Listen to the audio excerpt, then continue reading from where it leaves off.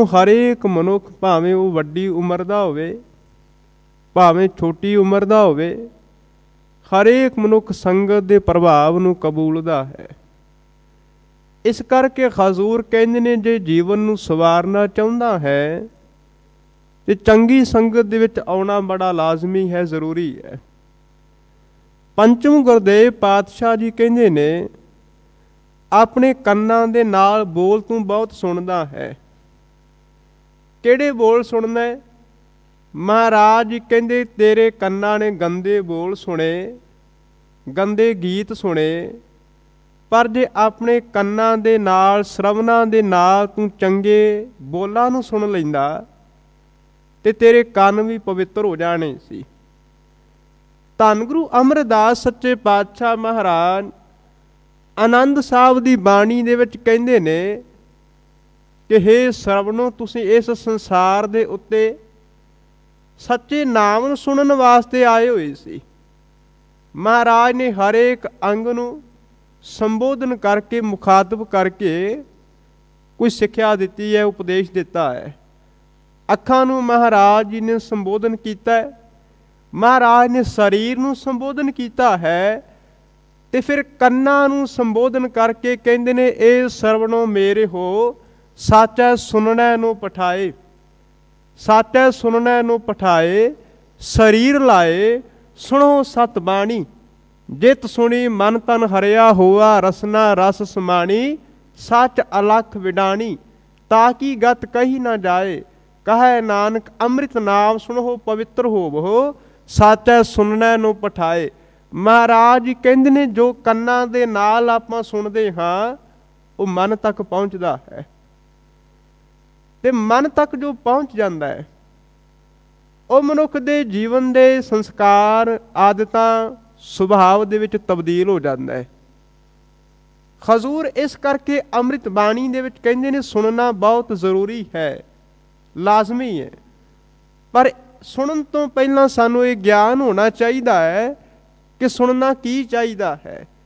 धन गुरु नानक साहिब सच्चे पातशाह महाराज जी ने जप बाणी दे अंदर जिसनू आपां सत्कार वजों श्री जपजी साहिब कहने आ, जपजी साहिब दे विच महाराज ने 4 पौड़ियां सुनन वालियां उचारण कीतियां ने ते 4 पौड़ियां ही मनन वालियां उचारण कीतियां ने। ते हजूर ने उन्हां 4 पौड़ियां दे विच सुनन दी महानता नूं दर्शाया है कि सुनन दे नाल मनुख दा जीवन किन्ना उच्चा ते सुच्चा हो जाता है। हजूर ने आरंभता की है, कह लगे सुनिया सिद्ध पीर सुरनाथ, सुनिया धरत धवल आकाश, सुनिया दीप लो पाताल, सुनिया पो न सकै काल, नानक भगतां सदा विगास, सुनिया दुख पाप का नाश। सुनन दे नाल मनुख सिद्धां वाली अवस्था ते पहुंच जाता है। पीर दा अर्थ है जो गुरु दी अवस्था हुंदी उस तक पहुंच जाता है। जेड़े बहुत कठिन सवाल ने, औखे सवाल ने, उन्हां सवालों का जवाब भी मिल जाता है। अज तो 300-400 साल पहलां दी गल है, जदों मनुख नूं पता नहीं सी कि इस धरती का सहारा की है, आकाश का सहारा की है। महाराज जी कहंदे ने जे तू उस नाम नूं सरवण कर लवे ते तैनूं ये भी पता लग जाएगा कि धरती का सहारा की है, आकाश का उस गगन का सहारा की है। ये सुनन की महानता है। ते धन गुरु अर्जुन साहिब पिता जी कह रहे ने साध कै संग सुनाओ हर नाओ, साध जना की संगत दे विच संग दे गगे नूं सिहारी आई हुई है।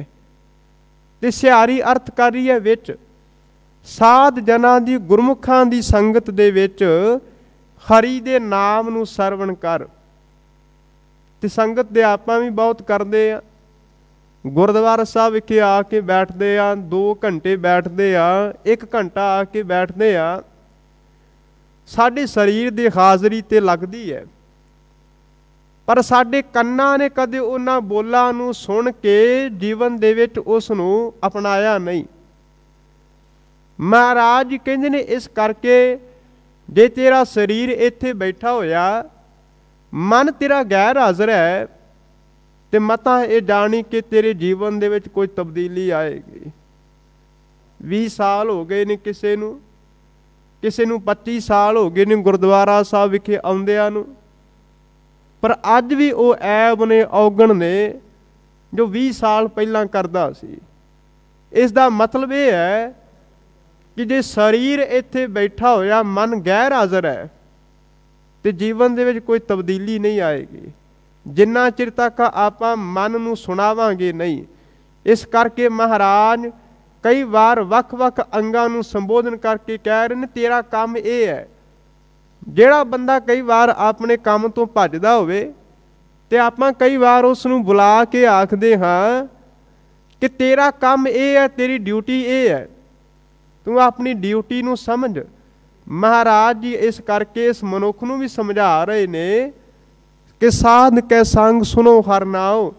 ਗੁਰਮੁਖਾਂ ਦੀ ਸੰਗਤ ਵਿੱਚ ਆ ਕੇ ਹਰੀ ਦੇ ਨਾਮ ਨੂੰ ਆਪਣੇ ਕੰਨਾਂ ਦੇ ਨਾਲ ਸਰਵਣ ਕਰਨਾ ਹੈ। ਸੁਣਨ ਦੇ ਨਾਲ ਕੀ ਹੁੰਦਾ ਹੈ? ਮਹਾਰਾਜ ਜੀ ਕਹਿੰਦੇ ਨੇ ਸੁਣ ਸੁਣ ਨਾਮ ਤੁਮਾਰਾ ਪ੍ਰੀਤਮ ਪ੍ਰਭ ਪੇਖਣ ਕਾ ਚਾਓ।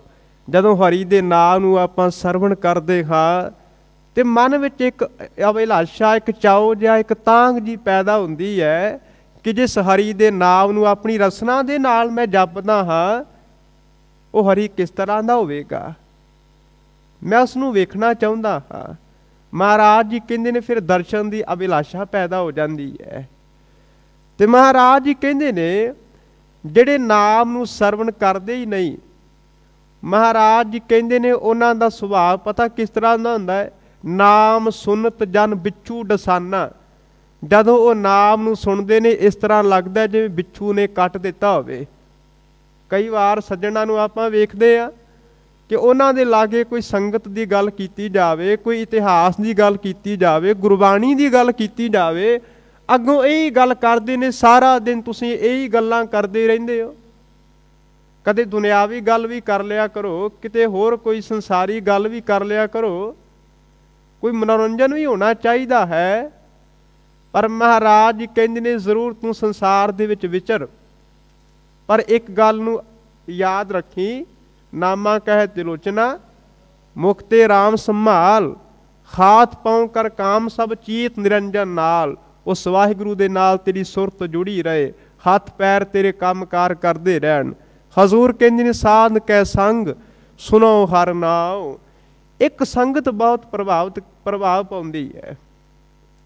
ਜਦੋਂ ਆਪਾਂ ਸੰਗਤ ਵਿੱਚ ਆ ਕੇ ਬੈਠਦੇ ਆ, ਇੱਥੇ ਅੰਮ੍ਰਿਤ ਬਾਣੀ ਦਾ ਕੀਰਤਨ ਸਰਵਣ ਕਰਦੇ ਹਾਂ, ਕਥਾ ਸਰਵਣ ਕਰਦੇ ਹਾਂ, ਗੁਰਬਾਣੀ ਦਾ ਪਾਠ ਸਰਵਣ ਕਰਦੇ ਹਾਂ, ਤੇ ਜਿਹੜਾ ਇੱਕ ਇਕੱਠ ਹੁੰਦਾ ਹੈ, ਇਕੱਠ ਬਹੁਤ ਪ੍ਰਭਾਵ ਪਾਉਂਦਾ ਹੈ। ਭਾਈ ਸਾਹਿਬ ਭਾਈ ਨੰਦ ਲਾਲ ਸਾਹਿਬ ਜੀ ਜੋ ਧੰਨ ਗੁਰੂ ਗੋਬਿੰਦ ਸਿੰਘ ਮਹਾਰਾਜ ਜੀ ਦੇ ਹਜ਼ੂਰੀ ਸਿੱਖ ਹਜ਼ੂਰੀ ਕਵੀ ਨੇ ਤੇ ਸਭ ਤੋਂ ਸਿਰਮੌਰ ਕਵੀ ਰਹਿ ਚੁੱਕੇ ਨੇ। ਭਾਈ ਨੰਦ ਲਾਲ ਸਾਹਿਬ ਜੀ ਕਹਿੰਦੇ ਨੇ ਮੈਂ ਦੁਨੀਆ ਦੇ ਵਿੱਚ ਬੜੇ ਇਕੱਠ ਵੇਖਦਾ, ਬੜੀਆਂ ਮੈਂ ਮਜਲਸਾਂ ਵੇਖਦਾ, ਵੱਖ-ਵੱਖ ਬਾਦਸ਼ਾਹਾਂ ਦੇ ਰਾਜਿਆਂ ਮਹਾਰਾਜਿਆਂ ਦੇ ਇਕੱਠ ਹੁੰਦੇ ਨੇ, ਦਰਬਾਰ ਸੱਜਦੇ ਨੇ। ਭੀੜ ਤੇ ਸਿਨੇਮੇ ਘਰਾਂ ਦੇ ਵਿੱਚ ਵੀ ਬੜੀ ਹੁੰਦੀ ਹੈ, ਭੀੜ ਤੇ ਬੱਸ ਸਟੈਂਡ ਤੇ ਉੱਤੇ ਵੀ ਬੜੀ ਹੁੰਦੀ ਹੈ, ਰੇਲਵੇ ਸਟੇਸ਼ਨ ਦੇ ਉੱਤੇ ਵੀ ਬੜੀ ਭੀੜ ਹੁੰਦੀ ਹੈ, ਪਰ ਉਸ ਇਕੱਠ ਦਾ ਨਾਮ ਸਤ ਸੰਗਤ ਨਹੀਂ। ਭਾਈ ਨੰਦ ਲਾਲ ਸਾਹਿਬ ਜੀ ਕਹਿੰਦੇ ਨੇ ਮੈਂ ਉਸ ਇਕੱਠ ਦੇ ਬਾਰੇ ਕਹਿ ਰਿਹਾ ਜਿਸ ਇਕੱਠ ਦੇ ਵਿੱਚ ਆ ਕੇ ਜੀਵਨ ਪਲਟਾ ਖਾ ਜਾਂਦਾ ਹੈ। ਆ ਹਜ਼ੂਮੇ ਖੁਸ਼ ਕੇ ਬਹਿਰੇ ਜ਼ਿੰਦਗੀ ਸਤ। ਉਸ ਇਕੱਠ ਦੇ ਵਿੱਚੋਂ ਜ਼ਿੰਦਗੀ ਮਿਲਦੀ ਹੈ, ਅੰਦਰ ਦੀ ਜ਼ਿੰਦਗੀ। ਆ ਹਜ਼ੂਮੇ ਖੁਸ਼ ਕੇ ਬਹਿਰੇ ਜ਼ਿੰਦਗੀ ਸਤ, ਆ ਹਜ਼ੂਮੇ ਖੁਸ਼ ਕੇ ਬਹਿਰੇ ਬੰਦਗੀ ਸਤ। ਉਸ ਇਕੱਠ ਦੇ ਵਿੱਚ ਮਾਲਕ ਦੀ ਬੰਦਗੀ ਹੁੰਦੀ ਹੈ। ਆ ਹਜ਼ੂਮੇ ਖੁਸ਼ ਕੇ ਹੱਕ ਬੁਨਿਆਦ ਉਸਤ। ਉਸ ਇਕੱਠ ਦੀ ਜਿਹੜੀ ਬੁਨਿਆਦ ਹੈ, ਨੀਂਹ ਹੈ, ਉਹ ਸੱਚ ਹੁੰਦੀ ਹੈ, ਪਰਮਾਤਮਾ ਦੇ ਨਾਮ ਦੇ ਉੱਤੇ ਰੱਖੀ ਹੁੰਦੀ ਹੈ। ਆ ਹਜ਼ੂਮੇ ਖੁਸ਼ ਕੇ ਹੱਕ ਬੁਨਿਆਦ ਉਸਤ, ਹਾਂ ਹਜ਼ੂਮੇ ਖੁਸ਼ ਕੇ ਬਹਿਰੇ ਯਾਦ ਦੋਸਤ। ਉਸ ਇਕੱਠ ਦੇ ਵਿੱਚ ਹਰੀ ਦੀ ਯਾਦ ਤੋਂ ਇਲਾਵਾ ਕੋਈ ਹੋਰ ਗੱਲ ਹੀ ਨਹੀਂ ਹੁੰਦੀ। ਤੇ ਪੰਚਮ ਗੁਰਦੇਵ ਜੀ ਕਹਿ ਰਹੇ ਨੇ ਸਾਧ ਕੈ ਸੰਗ ਸੁਣੋ ਹਰਿ ਨਾਉ, ਸਾਧ ਸੰਗ ਹਰਿ ਕੇ ਗੁਣ ਗਾਓ।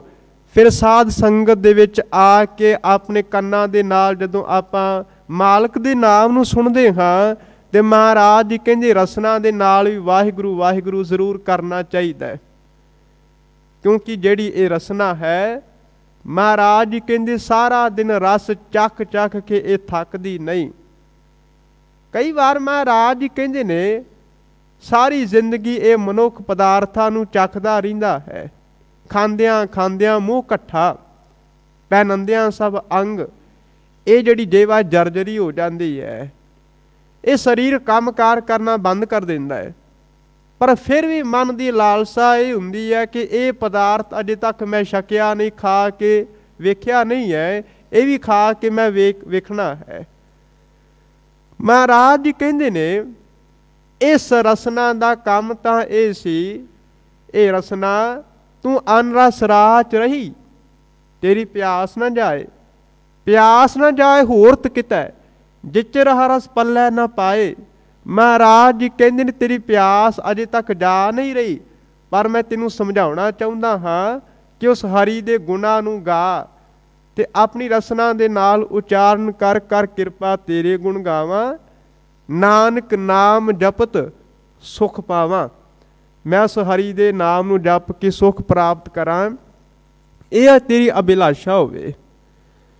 ਤੇ ਜਦੋਂ ਆਪਾਂ ਜਾਪ ਸਾਹਿਬ ਦੀ ਬਾਣੀ ਪੜ੍ਹਦੇ ਹਾਂ ਜਾਂ ਧੰਨ ਗੁਰੂ ਗ੍ਰੰਥ ਸਾਹਿਬ ਮਹਾਰਾਜ ਜੀ ਦੀ ਬਾਣੀ ਪੜ੍ਹਦੇ ਹਾਂ, ਤੇ ਗੁਰੂ ਗ੍ਰੰਥ ਸਾਹਿਬ ਮਹਾਰਾਜ ਦੇ ਵਿੱਚ ਨਿਰੋਲ ਉਸ ਅਕਾਲ ਪੁਰਖ ਦੀ ਵਡਿਆਈ ਹੈ, ਉਸ ਦੇ ਹੀ ਗੁਣਾਂ ਦਾ ਜ਼ਿਕਰ ਹੈ। ਉਸ ਤੋਂ ਇਲਾਵਾ ਹੋਰ ਕਿਸੇ ਦੇਵੀ ਦੇਵਤੇ ਦੀ ਉਪਮਾ ਨਹੀਂ ਹੈ, ਨਾ ਕਿਸੇ ਹੋਰ ਦੇਹ ਧਾਰੀ ਦੀ ਉਪਮਾ ਹੈ, ਕੇਵਲ ਅਕਾਲ ਦੀ ਪਰਮਾਤਮਾ ਦੀ ਵਡਿਆਈ ਕੀਤੀ ਹੋਈ ਹੈ। ਤੇ ਜਦੋਂ ਭੱਟ ਸਾਹਿਬ ਜੀ ਗੁਰੂ ਸਾਹਿਬਾਨ ਦੀ ਉਸਤਤ ਕਰਦੇ ਨੇ ਤੇ ਸਭ ਤੋਂ ਪਹਿਲਾਂ ਉਹਨਾਂ ਨੇ ਅਕਾਲ ਦੀ ਉਸਤਤ ਕੀਤੀ ਹੈ। ਕਹਿਣ ਲੱਗੇ ਇੱਕ ਮਨ ਪੁਰਖ ਧਿਆਏ ਬਰਦਾਤਾ, ਸੰਤ ਸਹਾਰ ਸਦਾ ਵਿਖਿਆਤਾ, ਤਾਸ ਚਰਨ ਲੈ ਹਿਰਦੈ ਮਸਾਵਉ, ਤਉ ਪਰਮ ਗੁਰੂ ਨਾਨਕ ਗੁਣ ਗਾਵਉ। ਮਹਾਰਾਜ ਕਹਿੰਦੇ ਨੇ ਕਿ ਮੈਂ ਸਭ ਤੋਂ ਪਹਿਲਾਂ ਉਸ ਹਰੀ ਨੂੰ ਯਾਦ ਕਰਦਾ ਜਿਹੜਾ ਸੰਤਾਂ ਦਾ ਸਹਾਰਾ ਹੈ।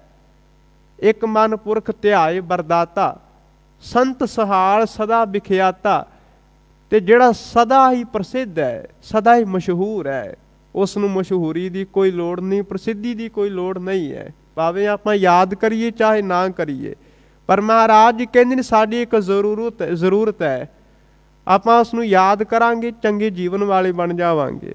ਸਾਧ ਸੰਗ ਹਰ ਕੇ ਗੁਣ ਗਾਓ, ਮੈਂ ਸਾਧ ਸੰਗਤ ਵਿੱਚ ਆ ਕੇ ਹਰੀ ਦੇ ਗੁਣਾਂ ਨੂੰ ਗਾਉਂਦਾ ਹਾਂ। ਇਹ ਉੱਤਮ ਪੁਰਖ ਦੇ ਵਿੱਚ ਗੱਲ ਹੋ ਰਹੀ ਹੈ। ਸਾਧ ਕੈ ਸੰਗ ਨਾ ਮਨ ਤੇ ਬਿਸਰੈ, ਜਿਹੜਾ ਕੋਈ ਮਨੁੱਖ ਸਾਧ ਜਨਾਂ ਦੀ ਸੰਗਤ ਦੇ ਵਿੱਚ ਆ ਕੇ ਉਸ ਦੇ ਨਾਮ ਨੂੰ ਜਪਦਾ ਹੈ, ਹਜ਼ੂਰ ਕਹਿੰਦੇ ਨੇ ਫਿਰ ਉਸ ਦੇ ਮਨ ਤੋਂ ਪਰਮਾਤਮਾ ਦੀ ਯਾਦ ਕਦੇ ਵਿਸਰਦੀ ਨਹੀਂ ਹੈ। ਧੰਨ ਗੁਰੂ ਨਾਨਕ ਸਾਹਿਬ ਮਹਾਰਾਜ ਨੇ ਜਿਸ ਨਿਰਾਲੇ ਮਤ ਦੀ ਆਰੰਭਤਾ ਕੀਤੀ ਹੈ, ਗੁਰੂ ਨਾਨਕ ਸਾਹਿਬ ਮਹਾਰਾਜ ਆਪ ਖੁਦ ਭਾਵੇਂ ਅਕਾਲ ਦਾ ਰੂਪ ਨੇ, ਪਰ ਗੁਰੂ ਨਾਨਕ ਸਾਹਿਬ ਸੱਚੇ ਪਾਤਸ਼ਾਹ ਮਹਾਰਾਜ ਜੀ ਨੂੰ ਜਦੋਂ ਸਿੱਧਾ ਨੇ ਸਵਾਲ ਕੀਤਾ, ਕਹਿਣ ਲੱਗੇ ਤੁਸੀਂ ਘਰ-ਬਾਰ ਨੂੰ ਛੱਡ ਕੇ ਕਿੱਥੇ ਜਾ ਰਹੇ ਹੋ? ਤੁਸੀਂ ਆਪਣੇ ਤਨ ਦੇ ਉੱਤੇ ਉਦਾਸੀਆਂ ਵਾਲਾ ਪਹਿਰਾਵਾ ਕਿਉਂ ਪਾਇਆ ਹੋਇਆ? ਤੁਸੀਂ ਕਿਹਨਾਂ ਦੀ ਖੋਜ ਦੇ ਵਿੱਚ ਨਿਕਲੇ ਹੋਏ ਹੋ? ਕਿਹਨਾਂ ਨੂੰ ਮਿਲਣਾ ਚਾਹੁੰਦੇ ਹੋ? ਕਿਤ ਕਾਰਨ ਗ੍ਰਹਿ ਤਜਿਓ ਉਦਾਸੀ, ਕਿਸ ਕਾਰਨ ਇਹ ਭੇਖ ਨਿਵਾਸੀ, ਕਿਸ ਵੱਖਰ ਕੇ ਤੁਮ ਵਣਜਾਰੇ, ਤੁਸੀਂ ਕਿਸ ਸੌਦੇ ਦੇ ਵਪਾਰੀ ਹੋ? ਕਿਉਂ ਕਰ ਸਾਥ ਲੰਘਾਵੋ ਪਾਰੇ। ਤੇ ਜਿਹੜੇ ਤੁਹਾਡੇ ਸ਼ਰਧਾਲੂ ਹੋਣਗੇ, ਤੁਹਾਡੀ ਉਮਤ ਹੋਵੇਗੀ, ਉਹਨਾਂ ਨੂੰ ਕਿਵੇਂ ਪਾਰ ਲੰਘਾਓਗੇ? ਤੇ ਧੰਨ ਗੁਰੂ ਨਾਨਕ ਸਾਹਿਬ ਮਹਾਰਾਜ ਜੀ ਕਹਿੰਦੇ ਨੇ ਮੈਂ ਗੁਰਮੁਖਾਂ ਦੀ ਸੰਗਤ ਕਰਨ ਦੇ ਵਾਸਤੇ, ਉਹਨਾਂ ਨੂੰ ਲੱਭਣ ਦੇ ਵਾਸਤੇ ਤੁਰਿਆ ਹੋਇਆ।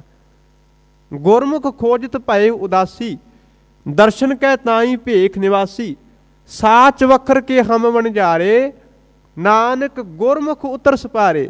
ਮਹਾਰਾਜ ਜੀ ਕਹਿੰਦੇ ਨੇ ਸੱਚ ਦੇ ਸੌਦੇ ਦੇ ਆਪਾਂ ਵਪਾਰੀ ਹਾਂ, ਤੇ ਹਜ਼ੂਰ ਕਹਿੰਦੇ ਨੇ ਮੈਂ ਗੁਰੂ ਦੇ ਰਾਹੀਂ ਉਹਨਾਂ ਨੂੰ ਸੰਸਾਰ ਤੋਂ ਪਾਰ ਕਰਾਵਾਂਗਾ। ਨਾਨਕ ਗੁਰਮੁਖ ਉਤਰ ਸਪਾਰੇ। ਤੇ ਧੰਨ ਗੁਰੂ ਨਾਨਕ ਸਾਹਿਬ ਸੱਚੇ ਪਾਤਸ਼ਾਹ ਮਹਾਰਾਜ ਉਹਨਾਂ ਭਗਤਾਂ ਦੀ, ਗੁਰਮੁਖਾਂ ਦੀ ਸੰਗਤ ਕਰਦੇ ਨੇ। ਤੇ ਜਦੋਂ ਮਹਾਰਾਜ ਨੇ ਸ੍ਰੀ ਰਾਗ ਦੀ ਆਰੰਭਤਾ ਕੀਤੀ ਤੇ ਇਹੀ ਗੱਲ ਮਹਾਰਾਜ ਨੇ ਕੀਤੀ। ਕਹਿਣ ਲੱਗੇ ਸੰਸਾਰ ਦੇ ਵਿੱਚ ਉਸ ਅਕਾਲ ਪੁਰਖ ਨੇ ਬੜੀਆਂ ਸੁੱਖ ਸਹੂਲਤਾਂ ਦਿੱਤੀਆਂ ਹੋਈਆਂ ਨੇ, ਪਰ ਮੈਂ ਇੱਕ ਗੱਲ ਕਹਿਣਾ ਚਾਹੁੰਦਾ ਹਾਂ, ਪਰਮਾਤਮਾ ਦੇ ਅੱਗੇ ਬੇਨਤੀ ਕਰਨਾ ਚਾਹੁੰਦਾ ਹਾਂ ਕਿ ਭਾਵੇਂ ਮੈਨੂੰ ਸੁੱਖ ਸਹੂਲਤਾਂ ਤੂੰ ਬਹੁਤ ਸਾਰੀਆਂ ਦੇ, ਪਰ ਜੇ ਸੁੱਖ ਸਹੂਲਤਾਂ ਪ੍ਰਾਪਤ ਕਰਕੇ ਤੇਰੇ ਨਾਮ ਨੇ ਵਿਸਰ ਜਾਣਾ ਹੈ ਤੇ ਮੈਨੂੰ ਇਹ ਸੁੱਖ ਸਹੂਲਤਾਂ ਕਬੂਲ ਨਹੀਂ। ਧੰਨ ਗੁਰੂ ਨਾਨਕ ਸਾਹਿਬ ਮਹਾਰਾਜ ਜੀ ਕਹਿੰਦੇ ਨੇ, ਆਪਾਂ ਸੰਸਾਰ ਦੇ ਘਰਾਂ ਨੂੰ ਵੇਖਦੇ ਹਾਂ, ਵਾਤਾਵਰਨ ਦੇ ਹਿਸਾਬ ਦੇ ਨਾਲ ਕਿਸੇ ਦਾ ਘਰ ਲੱਕੜੀ ਦੇ ਨਾਲ ਬਣਿਆ ਹੁੰਦਾ ਹੈ, ਕਿਸੇ ਦਾ ਘਰ ਇੱਟਾਂ ਦੇ ਨਾਲ ਬਣਿਆ ਹੁੰਦਾ ਹੈ, ਕਿਸੇ ਦਾ ਘਰ ਵੇਖਦੇ ਆਪਾਂ ਝੌਂਪੜੀਦਾਰ ਹੁੰਦਾ ਹੈ। ਤੇ ਗੁਰੂ ਨਾਨਕ ਸਾਹਿਬ ਮਹਾਰਾਜ ਜੀ ਕਹਿੰਦੇ ਮੇਰਾ ਘਰ ਇੱਟਾਂ ਦਾ ਨਹੀਂ, ਲੱਕੜੀ ਦਾ ਨਹੀਂ, ਮੋਤੀਆਂ ਦਾ ਬਣਿਆ ਹੋਵੇ। ਮੋਤੀ ਤਾਂ ਮੰਦਰ ਊਸਰ ਹੈ, ਫਿਰ ਮਹਾਰਾਜ ਜੀ ਕਹਿੰਦੇ ਰਤਨਾਂ ਦੇ ਨਾਲ ਜੜਿਆ ਹੋਵੇ। ਮੋਤੀ ਤਾਂ ਮੰਦਰ ਊਸਰ ਹੈ, ਰਤਨੀ ਤਾਂ ਹੋ ਜੜਾਓ। ਫਿਰ ਉਸ ਘਰ ਦੇ ਵਿੱਚ ਬਹੁਤ ਜ਼ਿਆਦਾ ਸੁਗੰਧੀਦਾਰ ਜਿਹੜੀਆਂ ਵਸਤੂਆਂ ਨੇ, ਚੀਜ਼ਾਂ ਨੇ, ਕਸਤੂਰੀ ਹੈ, ਕੇਸਰ ਹੈ, ਆਦਿਕ ਜਿਹੜੀਆਂ ਇਹ ਊਦ ਦੀ ਲੱਕੜ ਹੈ, ਇਹ ਸਾਰੀਆਂ ਸੁਗੰਧੀਦਾਰ ਚੀਜ਼ਾਂ ਮੇਰੇ ਘਰ ਦੇ ਵਿੱਚ ਹੋਣ। ਮੋਤੀ ਤਾਂ ਮੰਦਰ ਊਸਰ ਹੈ, ਰਤਨੀ ਤਾਂ ਹੋ ਜੜਾਓ। ਕਸਤੂਰ ਕੁੰਗੂ ਅਗਰ ਚੰਦਨ ਲੀਪ ਆਵੇ ਚਾਓ। ਮਹਾਰਾਜ ਕਹਿੰਦੇ ਇਹਨਾਂ ਸੁਗੰਧੀਦਾਰ ਚੀਜ਼ਾਂ ਨੂੰ ਕੰਧਾਂ ਦੇ ਨਾਲ ਲਿਪ ਕੇ ਮੇਰੇ ਮਨ ਦੇ ਵਿੱਚ ਚਾਓ ਪੈਦਾ ਹੋ ਜਾਵੇ, ਖੁਸ਼ੀ ਪੈਦਾ ਹੋ ਜਾਵੇ। ਪਰ ਮਹਾਰਾਜ ਕਹਿੰਦੇ ਮਤ ਦੇਖ ਭੂਲਾਂ ਵੀਸਰੈ, ਤੇਰਾ ਚੇਤਨਾ ਆਵੈ ਨਾਉ। ਮਤਾਂ ਕਿਤੇ ਮੈਂ ਇਹਨਾਂ ਸੋਹਣੀਆਂ ਵਸਤੂਆਂ ਨੂੰ ਦੇਖ ਕੇ, ਘਰ ਨੂੰ ਵੇਖ ਕੇ ਤੇਰੇ ਨਾਮ ਨੂੰ ਭੁੱਲ ਜਾਵਾਂ, ਮੈਨੂੰ ਇਹ ਕਬੂਲ ਨਹੀਂ। ਤੇ ਮਹਾਰਾਜ ਜੀ ਕਹਿੰਦੇ ਨੇ ਜਦੋਂ ਸੰਗਤ ਦੇ ਵਿੱਚ ਕੋਈ ਮਨੁੱਖ ਆ ਕੇ ਬੈਠਦਾ ਹੈ, ਉਸ ਨੂੰ ਇਹ ਪਤਾ ਲੱਗ ਜਾਂਦਾ ਹੈ ਕਿ ਪਰਮਾਤਮਾ ਦੇ ਨਾਮ ਨੂੰ ਜਪਣਾ ਕਿੰਨਾ ਜ਼ਰੂਰੀ ਹੈ, ਤੇ ਉਹ ਫਿਰ ਨਾਮ ਕਦੇ ਵਿਸਰਦਾ ਹੀ ਨਹੀਂ ਹੈ। ਸਾਧ ਕੈ ਸੰਗ ਨਾ ਮਨ ਤੇ ਵਿਸਰੈ। ਸਾਧ ਜਿਨ੍ਹਾਂ ਦੀ ਸੰਗਤ ਵਿੱਚ ਆ ਕੇ ਉਹ ਪ੍ਰਭੂ ਮਨ ਤੋਂ ਕਦੇ ਵਿਸਰਦਾ ਨਹੀਂ ਹੈ। ਫਿਰ ਜਦੋਂ ਅੰਦਰੋਂ ਜੁੜ ਕੇ ਅਰਦਾਸ ਕੋਈ ਮਨੁੱਖ ਕਰਦਾ ਹੈ, ਵਿਸਰ ਨਾਹੀਂ ਦਾਤਾਰ ਆਪਣਾ ਨਾਮ ਦੇਹੋ, ਗੁਣ ਗਾਵਾਂ ਦਿਨ ਰਾਤ ਨਾਨਕ ਚਾਹੋ ਇਹੋ। ਜਦੋਂ ਨਿਤਨੇਮ ਦੀ ਬਾਣੀ ਪੜ੍ਹਦਿਆਂ ਪੜ੍ਹਦਿਆਂ ਇਹ ਸ਼ਬਦ ਪੜ੍ਹਦਾ ਹੈ, ਆਖਾਂ ਜੀਵਾਂ ਵਿਸਰੈ ਮਰ ਜਾਓ, ਕਿ ਜਦੋਂ ਮੈਂ ਤੇਰੇ ਨਾਮ ਨੂੰ ਆਖਦਾ ਹਾਂ ਉਦੋਂ ਮੈਂ ਜਿਉਂਦਾ ਹਾਂ। ਜਦੋਂ ਤੇਰਾ ਨਾਮ ਭੁੱਲ ਜਾਂਦਾ ਹੈ, ਇਸ ਤਰ੍ਹਾਂ ਲੱਗਦਾ ਹੈ ਜਿਵੇਂ ਮੈਂ ਅੰਦਰੂਨੀ ਤੌਰ 'ਤੇ ਮਰ ਗਿਆ ਹੋਵਾਂ, ਮੇਰੀ ਮੌਤ ਹੋ ਗਈ ਹੋਵੇ। ਫਿਰ ਮਹਾਰਾਜ ਅੱਗੇ ਉਚਾਰਨ ਕਰ ਰਹੇ ਨੇ, ਸਾਧ ਸੰਗ ਸਰ ਪਰ ਨਿਸਤਰੈ।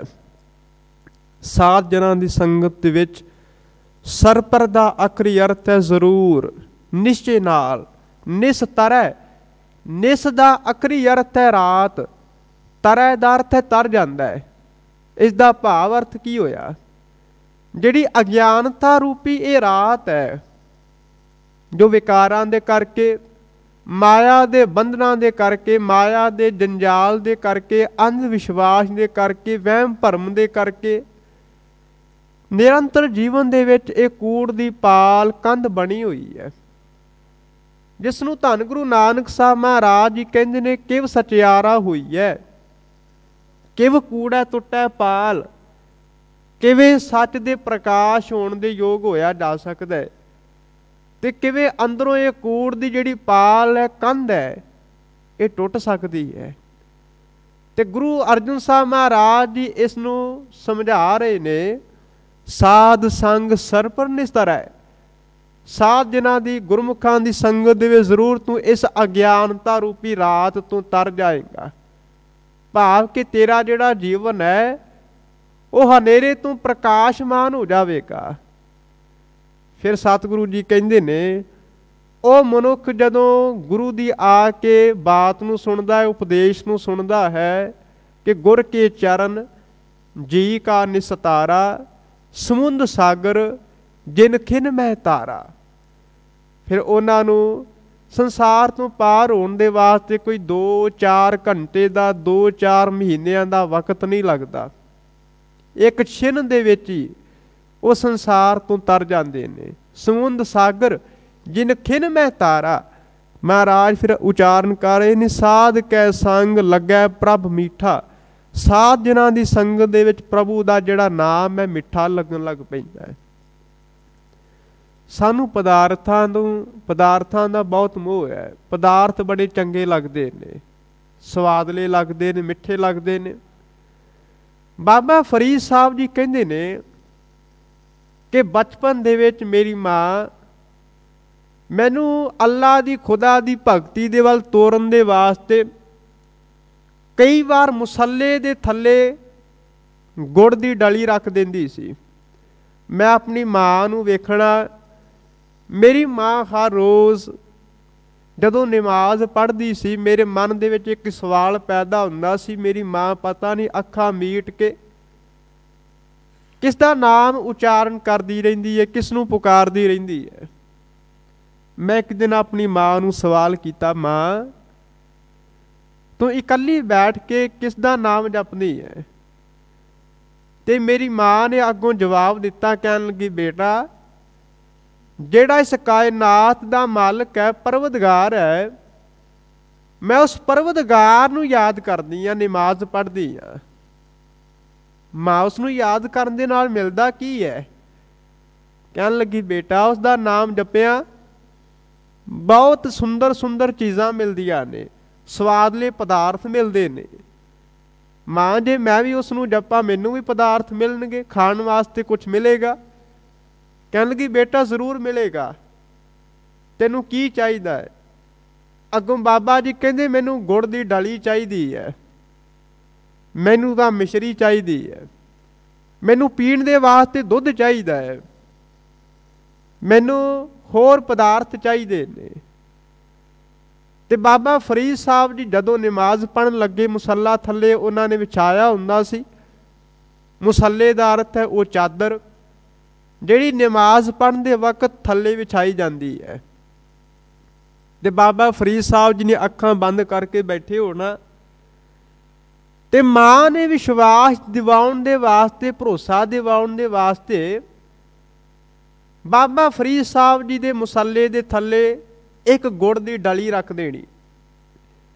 ते जदों बाबा फरीद साहब ने नमाज पढ़ के उठना ते वेखना कि अल्लाह ने, खुदा ने मैनू गुड़ दी डली दिती हुई है। वो खुदा मेरे ते मेहरबान हो गया, खुश हो गया। ते मां ने अगों कहना, बेटा वेख मैं तेनू कहंदी सां कि अल्लाह दी इबादत करेगा, नमाज पढ़ेगा, अल्लाह तेनू जरूर ये स्वादले पदार्थ देगा, गुड़ दी डली देगा। तेरा विश्वास होना चाहिए। बाबा फरीद साहब जी कहंदे मैनू पता नहीं सी कि मेरी मां ने किस तरह लगन लाउणी सी, पर जदों मेरी शरीरक उम्र ज़्यादा हुई, वड्डी हुई, ते जेड़े ये पदार्थ संसार दे विच बड़े उत्तम मन्ने जांदे सन, मिश्री, गुड़, मझ दा दुध, शहद आदि, ये सारियां मिठियां वस्तुआं कहन लगे परमात्मा दे नाम दे तुल मैनू बहुत फिक्कियां जियां लगन लग पईयां। नाम दा स्वाद आउण लग पिया, परमात्मा दी भगती दे विच रस आउण लग पिया। ते बाबा फरीद साहब जी ने फिर सलोक भी उचारण कीता। कहन लगे, फरीदा शक्कर खंड निवात गुड़। निवात दा अर्थ है मिश्री। फरीदा शक्कर खंड निवात गुड़, माखियों मांझा दुध, माखियों दा अर्थ है शहद। ये जड़ियां सारियां उत्तम वस्तुआं ने, सभे वस्तु मिठियां।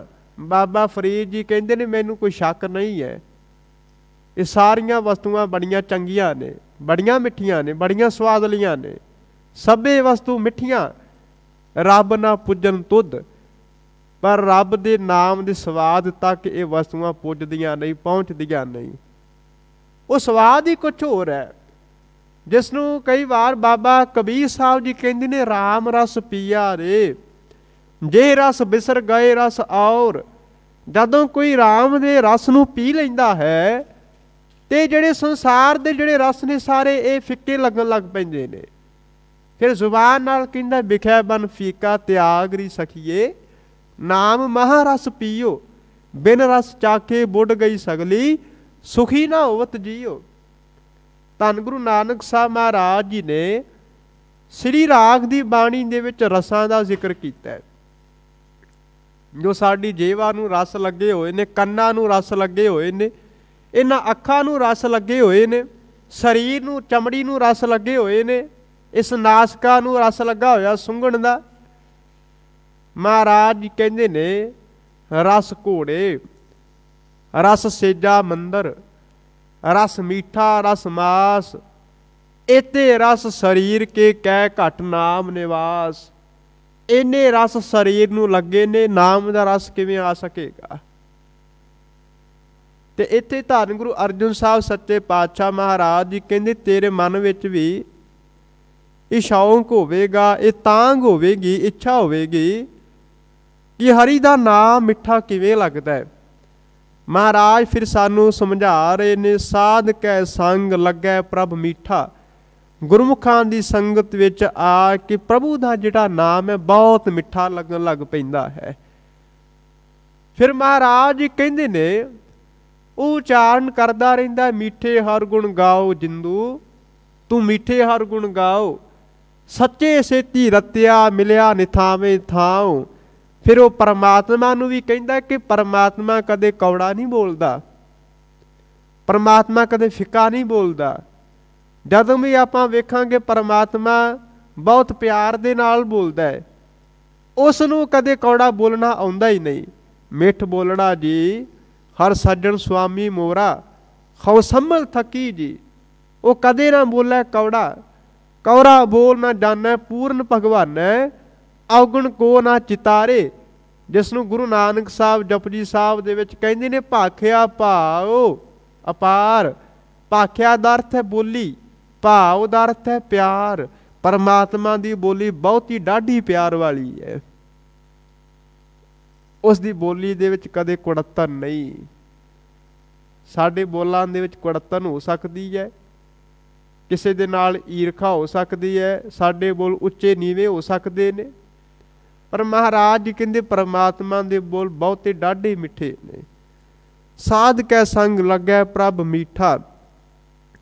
ਜਦੋਂ ਆਪਾਂ ਧੰਨ ਗੁਰੂ ਰਾਮਦਾਸ ਮਹਾਰਾਜ ਜੀ ਦੀ ਬਾਣੀ ਪੜ੍ਹਦੇ ਹਾਂ ਲਾਵਾਂ, ਤੇ ਲਾਵਾਂ ਬਾਣੀ ਦੇ ਵਿੱਚ ਜਦੋਂ ਚੌਥੜੀ ਲਾਮ ਪੜ੍ਹਦੇ ਆ ਤੇ ਮਹਾਰਾਜ ਜੀ ਕਹਿੰਦੇ ਨੇ ਹਰ ਚੌਥੜੀ ਲਾਮ ਮਨ ਸਹਿਜ ਭਇਆ, ਹਰ ਪਾਇਆ ਬਲਰਾਮ ਜੀਓ, ਗੁਰਮੁਖ ਮਿਲਿਆ ਸੁਭਾਏ, ਹਰ ਮਨ ਤਨ ਮੀਠਾ ਲਾਇਆ ਬਲਰਾਮ ਜੀਓ।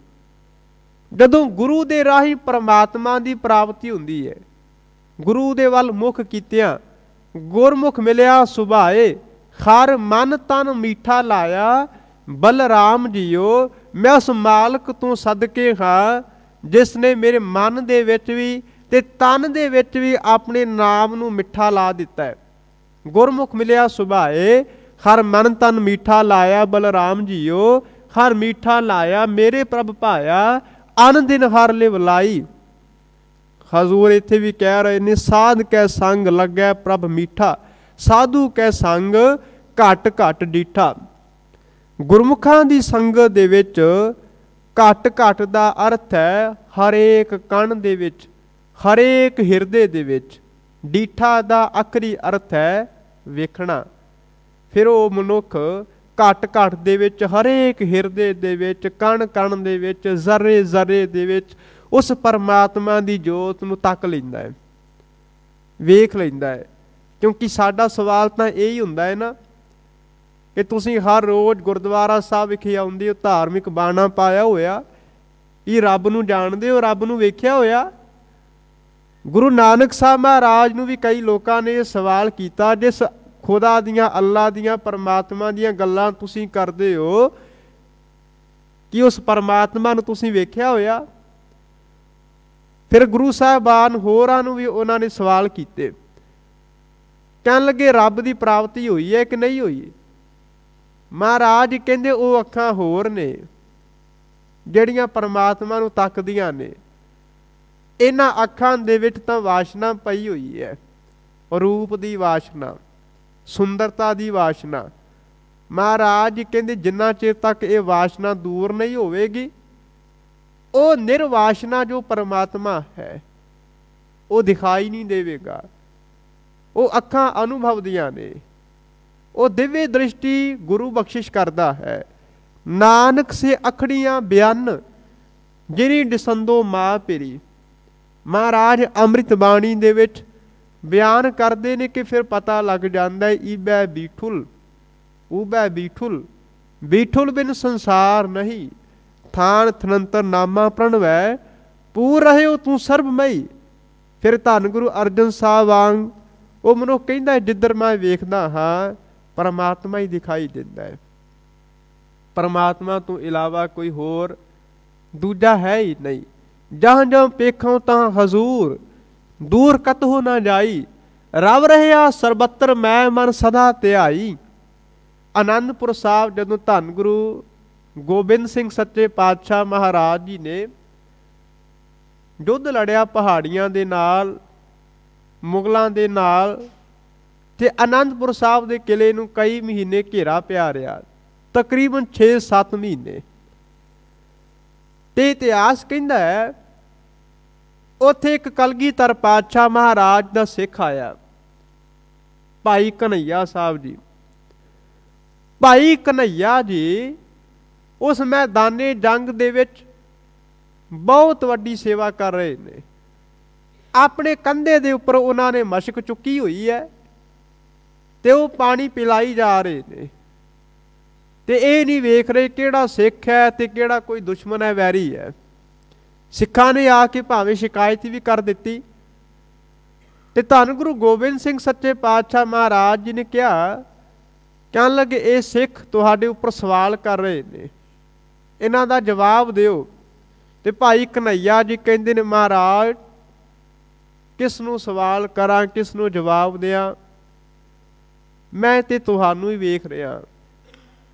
ਇਹ ਡਿਊਟੀ ਵੀ ਤੁਸੀਂ ਲਾਈ ਹੋਈ ਹੈ, ਸੇਵਾ ਵੀ ਤੁਸੀਂ ਲਾਈ ਹੋਈ ਹੈ, ਤੇ ਤੁਸੀਂ ਹੀ ਕਰਵਾ ਰਹੇ ਹੋ, ਤੇ ਸੇਵਾ ਵੀ ਮੈਂ ਤੁਹਾਡੀ ਹੀ ਕਰ ਰਿਹਾ, ਕੋਈ ਦੂਜਾ ਹੋਰ ਕੌਣ ਹੈ। ਤੇ ਮਹਾਰਾਜ ਨੇ ਖੁਸ਼ ਹੋ ਕੇ ਫਿਰ ਆਪਣੇ ਜੇਬ ਦੇ ਵਿੱਚੋਂ ਇੱਕ ਮਲਮ ਪੱਟੀ ਕੱਢ ਕੇ ਦਿੱਤੀ ਸੀ, ਉਹ ਮਲਮ ਦੀ ਡੱਬੀ।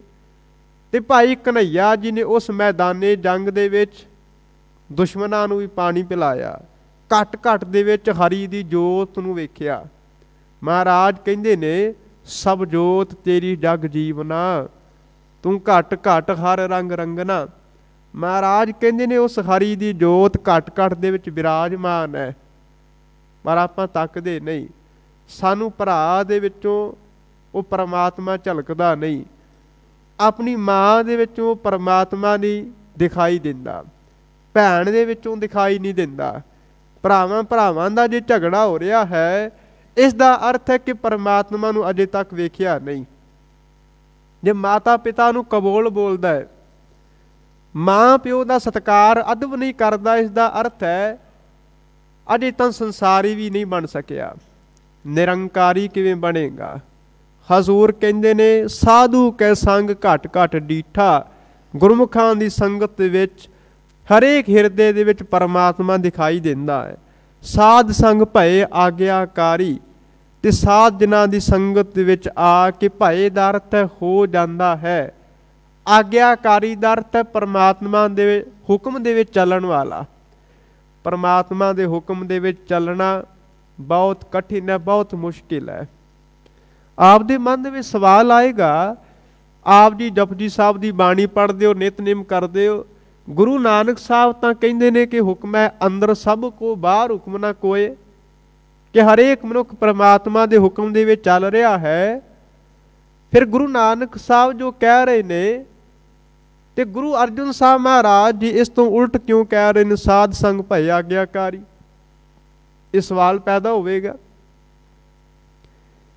ਇੱਕ ਗੱਲ ਹੈ ਕਿ ਹਰੇਕ ਮਨੁੱਖ ਪਰਮਾਤਮਾ ਦੇ ਹੁਕਮ ਦੇ ਵਿੱਚ ਚੱਲਦਾ ਹੈ, ਪਰ ਕੋਈ ਮਨੁੱਖ ਇਹ ਸਮਝਦਾ ਨਹੀਂ ਕਿ ਮੈਂ ਪਰਮਾਤਮਾ ਦੇ ਹੁਕਮ ਦੇ ਵਿੱਚ ਚੱਲ ਰਿਹਾ ਹਾਂ। ਹਰੇਕ ਮਨੁੱਖ ਕਹਿੰਦਾ ਮੈਂ ਆਪਣੀ ਸਿਆਣਪ ਦੇ ਕਰਕੇ, ਅਕਲ ਦੇ ਕਰਕੇ, ਵਿਵੇਕਤਾ ਦੇ ਕਰਕੇ, ਆਪਣੀ ਪੜ੍ਹਾਈ ਦੇ ਕਰਕੇ ਸੰਸਾਰ ਦੇ ਵਿੱਚ ਵਿਚਰਦਾ, ਮੈਂ ਬੜਾ ਸਿਆਣਾ। ਤੇ ਮਹਾਰਾਜ ਕਹਿੰਦੇ ਅਸਲ ਦੇ ਵਿੱਚ ਉਹੀ ਹੈ ਕੂੜ ਦੀ ਕੰਧ, ਜੋ ਮਨੁੱਖ ਹਉਮੈ ਕਰਕੇ ਸਮਝਦਾ ਮੈਂ ਆਪਣੇ ਆਪ ਹੀ ਸੰਸਾਰ ਦੇ ਵਿੱਚ ਸਭ ਕੁਝ ਕਰਦਾ ਹੈ। ਆਪਣ ਭਾਣੇ ਜੋ ਚੱਲੇ ਭਾਈ, ਵਿਛੜ ਚੋਟਾਂ ਖਾਵੈ महाराज जी कहते संसार दे विच बड़ियां चोटां खांदा है, ते जे कोई मनुख ये समझ लवे जो होआ होत सो जानै, प्रभ अपने का हुक्म पछानै। महाराज जी कहते ने वो परमात्मा दा आग्याकारी होवेगा।